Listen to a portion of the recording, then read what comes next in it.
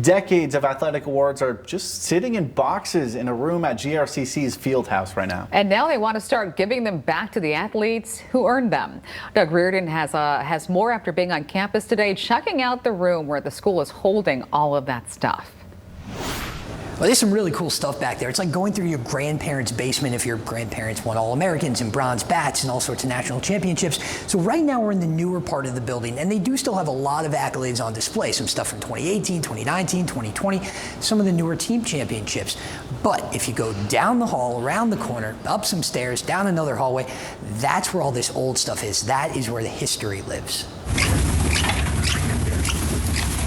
In a small room tucked deeply away in GRCC's Ford Fieldhouse, Athletic Director Lauren Ferrulo can hold history in her hands. So this one goes back to 1970. That's from 1971.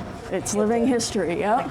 In dusty boxes and in neat stacks on the floor, decades of athletic accomplishments memorialized in metal and wood. It was up here, so it was just in boxes and storage. And from national championships to All-American seasons. This one looks like an All-American bat from 1978.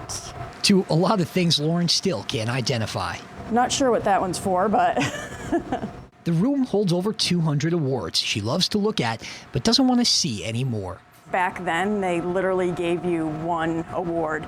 So the student athlete never got a copy of that award, only the school did. And it's not fair to those student athletes that got the recognition that it's just sitting in a box when it could be sitting on their mantle. And here's an outstanding performance in softball, Megan Vanderwall. After painstakingly cataloging each award, now the school wants to start giving them back to the student athletes who earned them. We've already had a few emails from former coaches, a couple student athletes, so it's working. It's certainly been a process. Some of these don't have names on them, so it's hard to tell who they are. A labor of love and a history lesson for Lauren, who started on as athletic director just this past July.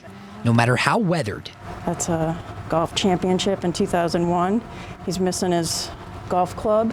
It's time for these marks of history to return to their rightful homes. Trying to get those to those student athletes, I think, would be awesome.